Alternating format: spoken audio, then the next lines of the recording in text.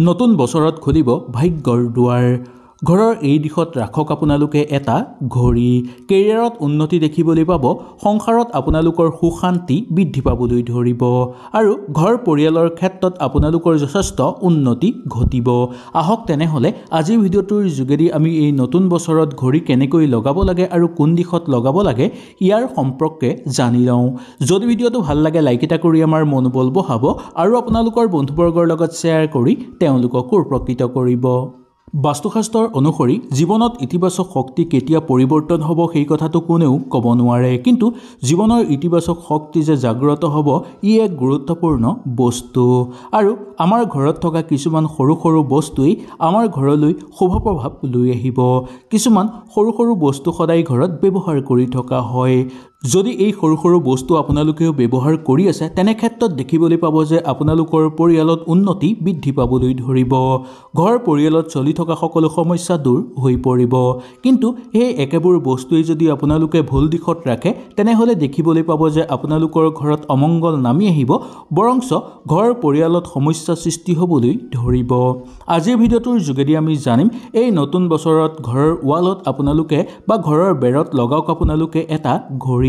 দেখিবলৈ পাব ভাগ্যৰ দুৱাৰ আপোনালোকৰ মুকলি হৈ পৰিব, কেৰিয়াৰত উন্নতি ঘটিবলৈ ধৰিব আৰু সংসাৰত চলি থকা সকলো সমস্যা সমাপ্ত হৈ পৰিব। এই দিশত যদি আপোনালোকে ঘড়ী লগায় তেনে ক্ষেত্ৰত আপোনালোকে বহু শুভ প্ৰভাৱ পৰিব বা আপোনালোকৰ ওপৰত বহু শুভ প্ৰভাৱ পৰিব। ঘড়ীয়ে কেৱল সময় দেখুৱাই নহয়, ই আমাৰ জীৱনলৈ আনিব পাৰে ভাল শক্তি আৰু লগতে ঘৰ পৰিয়ালৰ ক্ষেত্ৰতো ই উন্নতি আগবঢ়ায়। বাস্তুশাস্ত্ৰৰ অনুসৰি যদি আপোনালোকে সঠিক দিশত আৰু সঠিক ৰঙৰ ঘড়ী লগায় তেনেহ'লে দেখিবলৈ পাব যে আপোনালোকৰ ঘৰ পৰিয়ালত সমৃদ্ধি নামি আহিব, আপোনালোকৰ জীৱনত অগ্ৰগতি বৃদ্ধি পাবলৈ ধৰিব। সেই গতিকে ঘড়ীটো সঠিক দিশত লগাব লাগে আৰু সঠিক ৰঙৰ ঘড়ী আপোনালোকে ঘৰত বা আপোনালোকৰ কৰ্মস্থানত লগাব লাগে। বাস্তুশাস্ত্ৰই ঘড়ীৰ সম্পৰ্কে সম্পূৰ্ণ নিয়মাৱলী লিখি থৈ গৈছে বা আমাৰ বাস্তুশাস্ত্ৰত এই সম্পূৰ্ণ নিয়ম নীতিৰ বিষয়ে উল্লেখ আছে। বাস্তুশাস্ত্ৰৰ অনুসৰি কোৱা হৈছে যে ঘৰত বা আপোনালোকৰ অফিচৰ স্থানত সকলোতকৈ শুভ স্থান কি হয়? আপোনালোকৰ ঘৰ বা আপোনালোকৰ অফিচৰ সকলোতকৈ শুভ স্থান হ'ব পূব স্থান।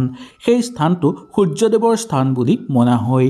এই জেগাত যদি আপোনালোকে কিবা শুভ কাম কৰে বা শুভ বস্তু ৰাখে তেনেহ'লে জীৱনৰ পৰা সকলো সমস্যা দূৰ হৈ পৰিব, আপোনালোকৰ উন্নতি বৃদ্ধি পাবলৈ ধৰিব। এই নতুন বছৰত আপোনালোকে যদি নতুন শক্তি, সুযোগ আৰু উৎসাহ বিচাৰি আছে তেনে ক্ষেত্ৰত আপোনালোকে পূব দিশটো সদায় ব্যৱহাৰ কৰক। ঘৰতো ব্যৱহাৰ কৰিব পাৰিব নাইবা যি জেগাত আপোনালোকে কাম কৰে বা অফিচত কৰিব বিচাৰিলেও কৰিব পাৰিব।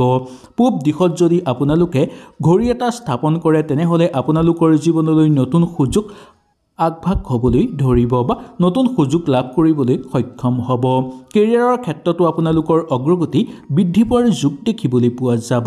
কৰ্মক্ষেত্ৰত বহুদূৰ আগুৱাই যাব পাৰিব, নতুন নতুন সুযোগ সুবিধা আপোনালোকে লাভ কৰিব পাৰিব আৰু ঘৰ পৰিয়ালৰ ক্ষেত্ৰতো সুখ শান্তি বৃদ্ধি পাব। সময়ৰ লগত আপোনালোকে সুন্দৰভাৱে চলিব পাৰিব আৰু আপোনালোকৰ লগত সকলো সময় সঠিকভাৱে চলি যোৱাৰো যোগ দেখিবলৈ পোৱা যাব। সেইকাৰণে ঘৰ বা অফিচৰ পূব দিশৰ ৱাল বা বেৰত আপোনালোকে এটা নিশ্চয় ঘড়ী লগাব। আমাৰ ঘৰৰ ঘড়ীটোক সময় আৰু শক্তিৰ প্ৰতীক বুলি মনা যায়। সেই গতিকে ঘৰৰ ঘড়ীটো কেতিয়াও বন্ধ হ'বলৈ দিব নালাগে। যদি বন্ধ হৈ যায় তেনেহ'লে সেই ঘড়ীটোত নতুন বেটেৰী লগাব নাইবা আপোনালোকে সেই ঘড়ীটো ঠিক কৰি আনি আকৌ নতুনকৈ লগাব। কেতিয়াও ঘড়ী বন্ধ হৈ থাকিবলৈ দিব নালাগে।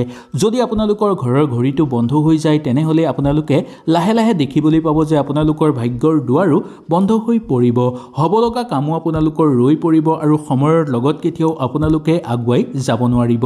সকলো ক্ষেত্ৰতে আপোনালোকে পিছুৱাই যাবলগীয়া হ'ব আৰু সামাজিক ক্ষেত্ৰৰ পৰা আপোনালোকে সফলতা অৰ্জন কৰিব নোৱাৰিব। সেই গতিকে ঘড়ীটোক সময়ৰ সূচক বুলি মনা যায় আৰু সেই গতিকে ঘড়ীটো কেতিয়াও বন্ধ হৈ থাকিবলৈ দিব নালাগে। ঘৰৰ ঘড়ীটো সৰু ল'ৰা ছোৱালীৰ কাৰণেও অনুকূল বুলি মনা যায়। তেওঁলোকৰ পঢ়া শুনাৰ ক্ষেত্ৰত অগ্ৰগতি বঢ়াৰ লগতে তেওঁলোকৰ মনত এক শক্তি অনুপ্ৰাণিত কৰে। সেই গতিকে ঘৰৰ ঘড়ীটোক অনুকূল বুলি মনা গৈছে। পূব দিশত যদি ঘৰৰ ঘড়ী স্থাপন কৰে তেনেহ'লে আপোনালোকৰ ভাগ্যই কেৱল সলনি নহয়, ইয়াৰ উপৰিও ঘৰৰ বহুকেইটা ইতিবাচক প্ৰভাৱ বহোৱাৰ ক্ষেত্ৰতো ই সহায় কৰে। বাস্তুশাস্ত্ৰৰ মতে ঘৰৰ ঘড়ীটো পূব দিশত লগোৱাটো অত্যন্ত শুভ হ'ব। এনে কৰিলে ঘৰত প্ৰচুৰ পৰিমাণে অৰ্থৰ আগমন হ'বলৈ ধৰিব, সকলো কাম আপোনালোকৰ নিয়াৰিকৈ হৈ পৰিব, নতুন নতুন কামৰ সুযোগ সুবিধা লাভ কৰিব আৰু ঘৰ পৰিয়ালত থকা সকলো বেয়া শক্তি ধ্বংস হৈ পৰিব। বাস্তুশাস্ত্ৰৰ মতে ঘৰৰ উত্তৰ দিশটো কুবেৰ দেৱৰ দিশ হিচাপে বিবেচিত কৰা হয়। যদি সম্পদ আৰু সৌভাগ্যৰ লগতে সমৃদ্ধি বৃদ্ধি কৰাব বিচাৰে তেনেহ'লে ঘৰৰ উত্তৰ দিশৰ বেৰত আপোনালোকে ঘড়ী এটা লগাওক বা ঘড়ী এটা স্থাপন কৰক। এনে জেগাত যদি আপোনালোকে ঘড়ী স্থাপন কৰে তেনেহ'লে আৰ্থিক ক্ষেত্ৰত আপোনালোক শক্তিশালী হৈ পৰিব আৰু নতুন নতুন আপোনালোকে সুযোগ সুবিধা লাভ কৰিব, নতুন উৎসাহ লাভ কৰিবলৈও সক্ষম হ'ব। জীৱনৰ চলি থকা সমস্যাবোৰ দূৰ হৈ পৰিব, জীৱনত সৌভাগ্যতা বৃদ্ধি পাবলৈ ধৰিব। সকলো ফালৰ পৰা আপোনালোকৰ ঘৰলৈ নতুন নতুন ভাল খবৰ অহাৰ যোগ দেখিবলৈ পাব। সেই গতিকে বাস্তুশাস্ত্ৰৰ অনুসৰি কোৱা হৈছে যে ঘৰৰ উত্তৰ দিশৰ বেৰত এটা ঘড়ী লগোৱাটো অত্যন্ত শুভ বুলি মনা গৈছে। ব্যৱসায় বাণিজ্য কৰা লোকসকলেও ঘৰৰ উত্তৰ দিশত ঘড়ী লগাব পাৰে। ব্যৱসায়ৰ কাৰণেও ঘৰৰ উত্তৰ দিশো অতিশয় শুভ বুলি মনা গৈছে। যদি উত্তৰ দিশত আপোনালোকে ঘড়ী এটা লগায় তেনে ক্ষেত্ৰত আপোনালোকে বহুকেইটা সুযোগ লাভ কৰিবলৈ সক্ষম হ'ব, বুদ্ধিৰ বিকাশ ঘটিবলৈ ধৰিব আপোনালোকৰ।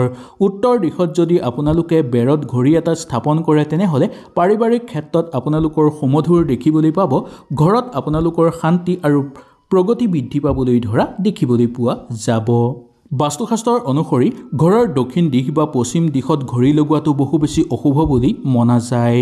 দক্ষিণ দিশটো যমৰজাৰ দিশ বুলি মনা যায়। এই দিশত যদি আপোনালোকে ঘড়ী লগায় বা এই দিশৰ যদি বেৰত আপোনালোকে ঘড়ী লগায় তেনেহ'লে আপোনালোকৰ ঘৰৰ ইতিবাচক শক্তি দুৰ্বল হৈ পৰিব। আৰু পশ্চিম দিশত যদি আপোনালোকে ঘড়ী লগায় তেনেহ'লে আপোনালোকৰ অগ্ৰগতি ক্ষেত্ৰত বাধা আহিব, নতুন কামৰ ক্ষেত্ৰত বাধা আহিব আৰু কিবা ক্ষেত্ৰত যদি আপোনালোকে বহুদূৰ আগুৱাই যাব বিচাৰে সেই ক্ষেত্ৰত নতুন নতুন বাধাৰ সন্মুখীন হ'বলগীয়া হ'ব। সেই গতিকে ভুলতো আপোনালোকে ঘৰৰ দক্ষিণ দিশ বা পশ্চিম দিশত ঘড়ী লগোৱাটো উচিত নহয়। যদি আপোনালোকে কিবা পৰিস্থিতিত পৰি সেই জেগাত ঘড়ী ৰাখিবলগীয়া হয় তেনেহ'লে আপোনালোকে এটা নিশ্চয় কাম কৰিব লাগিব। এই কথাটো বিশেষভাৱে মনত ৰাখিব লাগিব। যি জেগাত আপোনালোকে এই ঘড়ীটো লগাব বা আপোনালোকে যদি ঘৰৰ দক্ষিণ বা পশ্চিম দিশত ঘড়ীটো লগায় তেনে ক্ষেত্ৰত সেই ঘড়ীটো কেতিয়াও আপোনালোকে বন্ধ হ'বলৈ নিদিব। যদি সেই ঘড়ীটো বন্ধ হৈ যায় তেনেহ'লে আপোনালোকৰ জীৱনৰ দুৱাৰ বন্ধ হৈ পৰিব আৰু আৰ্থিক ক্ষেত্ৰতো আপোনালোকৰ দুৰ্বল হৈ পৰাৰ যোগ দেখিবলৈ পোৱা যাব। সেই গতিকে ঘৰৰ যদি দক্ষিণ দিশ বা পশ্চিম দিশত আপোনালোকে কিবা পৰিস্থিতিত পৰি ঘড়ী লগায় তেনেহ'লে সেই ঘড়ীটো কেতিয়াও বন্ধ হৈ থাকিবলৈ নিদিব। যদি আপোনালোকৰ ঘৰৰ দক্ষিণ বা পশ্চিম দিশত ঘড়ী লগাবলগীয়া হয় বা কোনো লোকে যদি আপোনালোকক লগাবলৈ কয় তেনে ক্ষেত্ৰত আপোনালোকে লগাব, কিন্তু ঘড়ীৰ সময় আপোনালোকে একদম সময়ত মিলাই ৰাখিব, কেতিয়াও অগা পিছা নকৰিব। যদি এনেকৈ কৰে তেনেহ'লে আপোনালোকৰ ঘৰৰ ভাল শক্তিৰ লগত ভাগ্যৰ সম্পূৰ্ণ মিল দেখিবলৈ পাব আৰু আপোনালোকৰ ভাল সময়ৰ লগত প্ৰসাৰ ঘটিবলৈ ধৰিব আৰু লগতে শক্তিৰ প্ৰবাহ ভাৰসাম্য হৈ থকাৰো যোগ দেখিবলৈ পোৱা যাব। সেইকাৰণে ঘড়ী যদি আপোনালোকে দক্ষিণ দিশ বা পশ্চিম দিশত লগায় তেনেহ'লে একদম সময় একুৰেট কৰি ৰাখিব, কেতিয়াও সময় আগপিছ হ'বলৈ নিদিব। ঘৰৰ ঘড়ীটোৰ ৰং আৰু ইয়াৰ আকাৰ জনাটোও বহু গুৰুত্বপূৰ্ণ। যদি সঠিক আকাৰ হয় আৰু সঠিক ৰং হয় তেনেহ'লেহে ইয়াৰ পৰা আপোনালোকে শুভ প্ৰভাৱ লাভ কৰিব পাৰিব।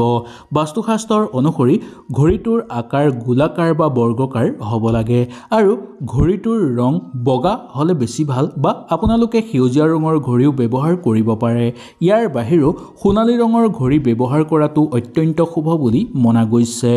যদি আপোনালোকৰ ঘৰৰ ঘড়ীটোৰ আকাৰ গোলাকাৰ বা বৰ্গকাৰ হয় তেনে ক্ষেত্ৰত এনে ঘড়ীক পৰিপূৰ্ণ স্থিতিশক্তি আৰু ভাৰসাম্যপূৰ্ণ বুলি মনা যায়। ঘড়ীটো ঘৰৰ সদায় অলপ ৱালৰ বা বেৰৰ উচ্চতাত লগাব লাগে, তেতিয়াহে পৰিয়ালৰ সকলো সমস্যা এই ঘড়ীটোৱে অতি সহজতে দৃশ্যমান কৰিব পাৰে আৰু সেই সকলোবোৰ সমস্যা নোহোৱা কৰিও তুলিব পাৰে। সেইকাৰণে ঘৰৰ ঘড়ীটো আপোনালোকৰ দুৱাৰতকৈ অলপ ওপৰত লগাব বা অলপ উচ্চতাত লগাব, তেতিয়াহে আপোনালোকৰ পৰিয়ালৰ থকা বা পাৰিবাৰিক থকা সকলো সমস্যা ঘড়ীটোৰ ওপৰত দৃশ্যমান হৈ পৰিব, তেতিয়াহে সকলো সমস্যা আপোনালোকৰ সমাপ্ত হৈ পৰিব। সদায় মনত ৰখা দৰকাৰ যে ঘৰৰ ঘড়ীটো কেতিয়াও ভঙা চিঙা হ'ব নালাগে বা কেতিয়াও বন্ধ হৈ থাকিব নালাগে। বন্ধ ঘড়ীয়ে জীৱনলৈ বাধা আনে, আপোনালোকৰ নেতিবাচক প্ৰভাৱ ঘৰত বৃদ্ধি কৰিবলৈ চেষ্টা কৰে। যদি ঘৰৰ ঘড়ীটো ভগা তেনেহ'লে সেই ঘড়ীটো সলাই সেই জেগাত নতুন ঘড়ী এটা স্থাপন কৰাটো উচিত। আৰু ঘৰৰ ঘড়ীটো যদি আপোনালোকৰ নচলা হৈ আছে সেই ঘড়ীটো ঠিক কৰি ল'ব লাগে, বা যদি কিবা বেটেৰী ঢুকোৱাৰ ফলত নচলা হৈ আছে তেনেহ'লে নতুন বেটেৰী আনি ঘৰত ঘড়ীটো চলাই ল'বলৈ চেষ্টা কৰিব লাগে। যদি ঘৰত বন্ধ ঘড়ী থাকে জীৱনত বাধা আহিব পাৰে, আপোনালোকৰ স্থিতিবোৰত নেতিবাচক প্ৰভাৱ পৰিবলৈ ধৰিব। ঘৰৰ ঘড়ীটোৱে ভাল শক্তিও আকৰ্ষণ কৰে আৰু লগতে বেয়া শক্তিও আকৰ্ষণ কৰে। যদি আপোনালোকৰ ঘৰৰ ঘড়ীটো পৰিষ্কাৰ কৰি ৰাখে তেনেহ'লে ইয়াৰ পৰা ইতিবাচক ভাল শক্তি আকৰ্ষণ কৰিব আৰু আপোনালোকৰ পৰিয়ালৰ মাজত বিলাই দিব। যদি ঘৰৰ ঘড়ীটো লেতেৰা কৰি ৰাখে তেনে ক্ষেত্ৰত আপোনালোকৰ ঘৰলৈ বেয়া শক্তি আকৰ্ষণ হৈ পৰিব, যাৰ ফলত আপোনালোকৰ জীৱনলৈ দুৰ্ভাগ্য আৰু দুখ দৰিদ্ৰতা বৃদ্ধি পাবলৈ ধৰিব। সেই গতিকে এই কথাটোৰ প্ৰতি বিশেষকৈ আপোনালোকে গুৰুত্ব দিয়াটো দৰকাৰ। বাস্তুশাস্ত্ৰৰ অনুসৰি সঠিক দিশত আৰু উপযুক্ত ৰঙৰ ঘড়ী ঘৰত লগোৱাটো অত্যন্ত গুৰুত্বপূৰ্ণ বুলি কোৱা হৈছে। যদি আপোনালোকে এনেবোৰ কাম ঘৰ বা অফিচত কৰে তেনেহ'লে ইতিবাচক শক্তিৰ প্ৰভাৱ বৃদ্ধি পাবলৈ ধৰিব। ঘড়ী কেৱল সময়ৰ সূচক নহয় বা সময় কোৱাৰ যন্ত্ৰ নহয়, ই আমাৰ জীৱনৰ বহুকেইটা ক্ষেত্ৰত শৃংখলাবদ্ধভাৱে বহুৱাৰ ক্ষেত্ৰতো সহায় কৰে। কেৱল আমাৰ ঘৰলৈ ভাল শক্তি জাগ্ৰত কৰাই নহয়, ই মনৰ শান্তি বৃদ্ধি কৰাই, কৰ্মক্ষেত্ৰত আপোনালোকৰ উন্নতিত আগবঢ়াই লৈ যায়, পাৰিবাৰিক ক্ষেত্ৰত সুমধুৰ আৰু সুখ সমৃদ্ধি বহুৱাৰ ক্ষেত্ৰতো সহায় কৰে। বাস্তুশাস্ত্ৰৰ অনুসৰি ইতিবাচক সাফল্যতা আপোনালোকৰ জীৱনলৈ ই কঢ়িয়াই আনে। জীৱনৰ অগ্ৰগতিৰ ক্ষেত্ৰত ই বহু পৰিমাণে সহায় সহযোগিতাও কৰে। হয়তো এই ভিডিঅ'টোৰ যোগেদি আপোনালোকে সুন্দৰভাৱে বুজি পালে। যদি কিবা অসুবিধা পালে নিশ্চয় মোক তলত কমেণ্ট কৰি জনাব। তেনেহ'লে আজিলৈ আপোনালোকৰ ওচৰৰ পৰা বিদায় লৈছোঁ। কালিলৈ পুনৰ আপোনালোকক লগ পোৱাৰ প্ৰতিশ্ৰুতিৰে আজিলৈ নমস্কাৰ।